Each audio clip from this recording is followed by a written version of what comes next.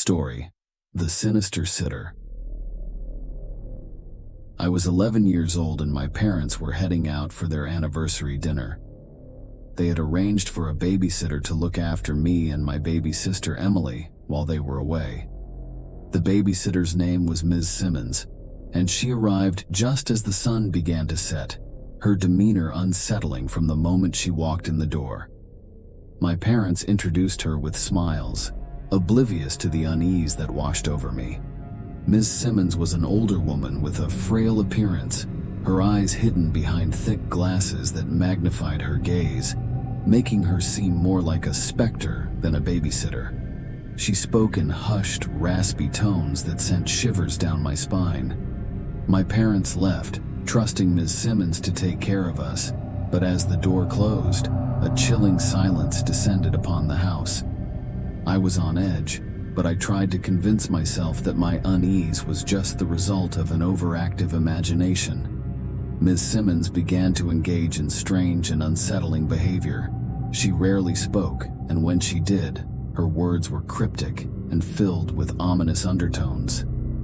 She spent most of her time staring at Emily with a disturbing intensity, her eyes never wavering from the baby. As the evening progressed, I decided to watch TV in the living room while Emily napped in her crib. Ms. Simmons sat in the corner of the room, still fixated on my sister. Her eyes followed the baby's every move, and her unsettling presence seemed to cast a shadow over the room. It was during this time that I began to notice something odd about Ms. Simmons. Her reflection in the television screen did not match her actions. While her physical form sat in the corner, her reflection was shown standing right behind me, a sinister grin on her face. I turned to confront her, but she remained in her seat, her eyes locked onto Emily. The realization that something was terribly wrong with our babysitter sent a chill down my spine. I knew I had to protect my sister from whatever threat this woman posed. I picked up Emily and retreated to my room, determined to keep her safe. But Ms. Simmons followed us, her presence in the hallway feeling like a dark shadow. I barricaded the bedroom door and clutched Emily tightly, my heart pounding. The night dragged on, and I couldn't shake the feeling that we were not alone in the house. Ms. Simmons's unsettling whispers grew louder, her words unintelligible and filled with malice. I tried to call my parents, but the phone line had been mysteriously cut, leaving us isolated. The room was plunged into darkness as the power went out. I fumbled for a flashlight, my trembling hands betraying my fear. When the light flickered on, I saw Ms. Simmons standing at the foot of my bed, her eyes now devoid of any humanity. With a chilling smile, she said, "I've been waiting for this moment." I knew that we had to escape, but the door remained barricaded, and there was no way out. Miss Simmons approached, her movements unnatural and jerky. She reached out, her fingers elongating and contorting into grotesque shapes. I clutched Emily, ready to defend her with all my might, when a sudden burst of light filled the room. My parents had returned, their car pulling into the driveway. The sound of their arrival seemed to break the hold that Ms. Simmons had over us. She hissed in frustration and retreated, vanishing into the darkness. My parents rushed into the room, their concern evident as they saw the fear in our eyes. I explained everything, from Ms. Simmons's disturbing behavior to the phone line being cut. My parents called the police, and it was only then that we discovered the truth about our babysitter.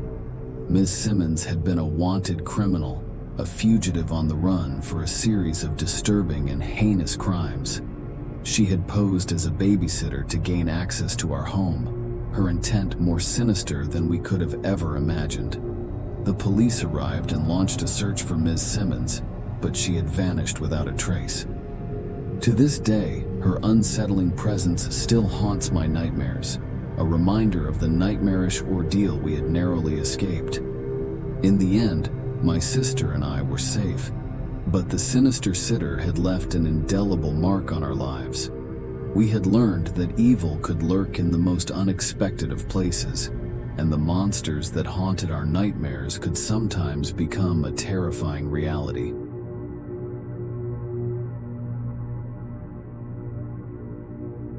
Story: The Babysitter's Nightmare. I was a broke college student looking for a way to earn some extra cash. When my neighbor, the Johnsons, asked if I could babysit their 2 kids, I couldn't refuse the offer. It seemed like an easy way to make money, and the Johnsons were trustworthy neighbors. Little did I know that this babysitting gig would become a nightmarish experience I'd never forget. It was a Friday evening when I arrived at the Johnsons' house. They had gone out for a date night, and I was left in charge of their 2 kids, Emily, a 9-year-old, and Ben, a 6-year-old. The kids were already familiar with me, which made the whole situation less intimidating. As the night began, I followed the usual routine: dinner, a movie, and then bedtime. The kids were well behaved, and I was starting to think that this babysitting job might be a breeze.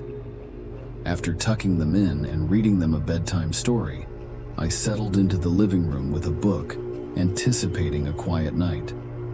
Around 9 p.m., I received a text from Mr. Johnson informing me that they would be out later than expected and might not return until well after midnight.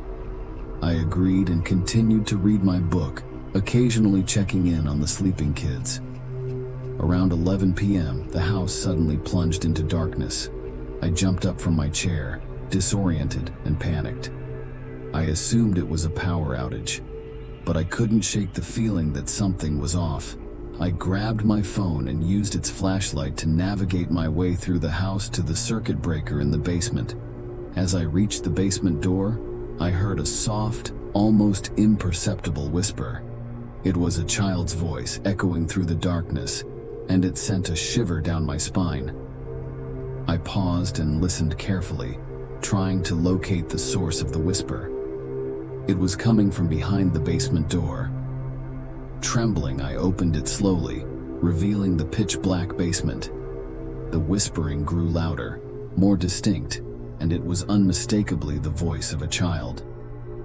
"Help me," it pleaded. "Please, help me." I cautiously descended the basement stairs, following the voice. The flashlight on my phone revealed a scene that I could never have prepared for. In the corner of the basement, a pale, disheveled child, no older than 7 or 8, was huddled in the darkness. They were dressed in ragged clothes and had a look of sheer terror in their eyes. I knelt beside the child, trying to comfort them. "Are you okay? How did you get here?" I asked. The child seemed unable to answer, their voice quivering with fear. They clung to my arm as if I were their lifeline. I glanced at my phone, intending to call the police, but there was no signal. The power was still out, and I felt increasingly isolated. I knew I had to get the child out of the basement, but as I made my way up the stairs, I heard something that stopped me in my tracks. It was a faint scratching sound coming from the locked basement door. I turned to see the door vibrating, as if someone or something was on the other side, desperately trying to get in. Panic surged through me, and I yanked the child toward the front door, desperate to escape whatever was in the basement. As we reached the front porch, I realized that the child I had rescued had brought something with them. The fog that had settled around the house was thick and suffocating, as if it were closing in on us. I felt a presence behind me and turned to find that the child had transformed. Their eyes were now hollow, their face contorted into a nightmarish grin. I stumbled back, unable to comprehend the sudden change. The child's voice, once filled with fear, now took on a sinister tone. "You should have let us in," they hissed. My heart raced as I backed away from the child. I could see no innocence in their eyes, only malevolence. It was as if I had unleashed a nightmare from the basement, a nightmare that had infected the child and was now seeking to claim me. I turned and ran down the darkened street, the fog seemingly following me, swallowing the houses and the streetlights. I had no destination in mind, only the desperate need to escape the child and the horrors that now seemed to envelop the entire neighborhood. As I ran, I could hear the echoing laughter of children, a chorus of eerie, chilling giggles that seemed to emanate from the fog itself. The fog swirled around me, and I felt the presence of countless figures moving in the shadows.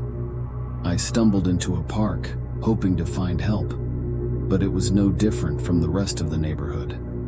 The fog had seeped into every corner, and the laughter of the children was everywhere.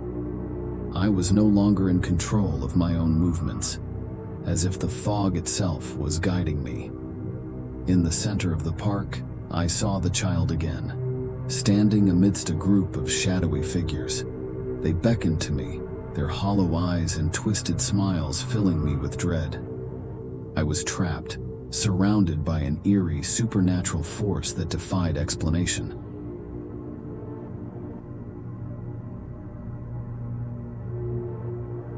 Story: The Babysitter's Haunting.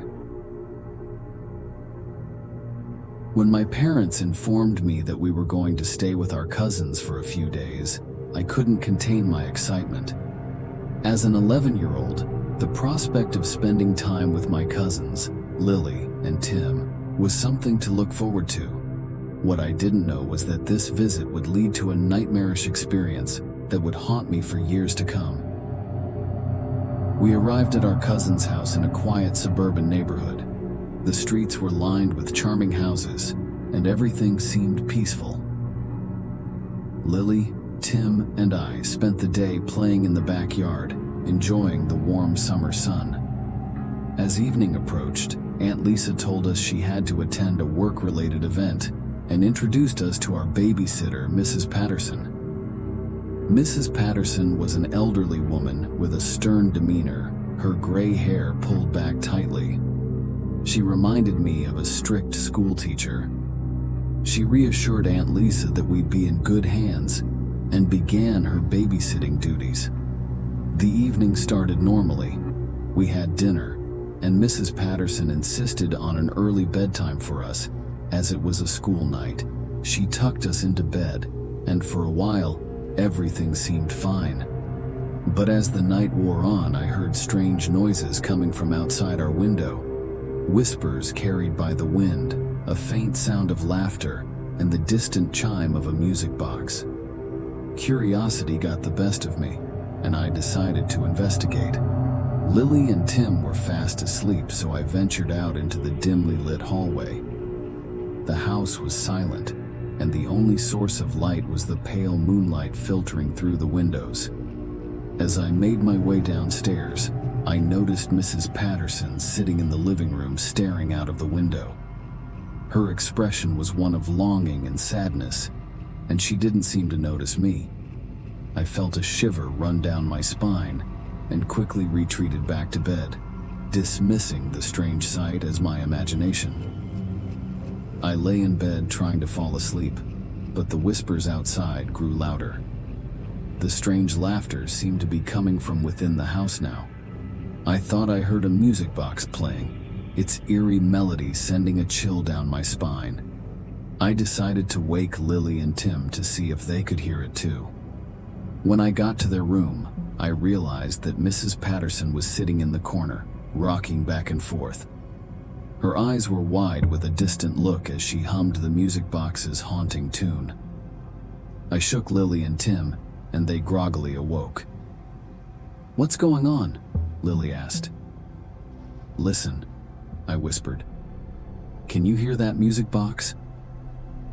They strained to listen, and their faces paled as they nodded. The music was louder now, echoing through the house, its melancholic melody haunting us. We decided to investigate, following the sound of the music. It led us to the basement door, which creaked open by itself as we approached. A cold draft rushed up from the darkness below. The basement was an unsettling place. Old photographs, antique toys, and a dusty music box sat on a shelf. The music box played by itself, its tiny ballerina dancing to the haunting tune. We approached it with trepidation, unsure of what to do. As we watched, the music box's lid slammed shut and the room grew colder. We heard Mrs. Patterson's footsteps behind us, her presence sending terror coursing through our veins. "Children," she said in a voice that was no longer her own. "You shouldn't be here." She lunged at us, her hands contorted and bony. We scrambled to our feet and ran up the basement stairs, the music box's eerie tune following us. As we reached the top, we slammed the door shut, locking it as fast as we could. Mrs. Patterson's frantic screams came from behind the door, and we were paralyzed with fear. The basement door rattled and shook, but she couldn't get through. We returned to our room, the haunting music now faint and distant. Lily and Tim huddled together, and we decided to call our parents. But when we picked up the phone, there was no dial tone. We were trapped in the house with Mrs. Patterson, or whatever had possessed her. The whispers, laughter, and music box continued throughout the night, filling the house with a sinister presence. Morning came and Aunt Lisa returned home. She was surprised to find us still awake and terrified. We tried to explain what had happened, but the basement door was now locked and Mrs. Patterson was nowhere to be found. Aunt Lisa didn't believe our story and assumed that we had experienced a vivid nightmare. She dismissed our claims and urged us to get some rest. The following night was even worse. The haunting sounds intensified, and the oppressive atmosphere in the house grew unbearable. We couldn't escape, and it seemed as if the very walls of the house were closing in on us. In the early hours of the morning, we heard Mrs. Patterson's voice again, but it was different, filled with despair. "Children, help me," she pleaded. "I'm trapped."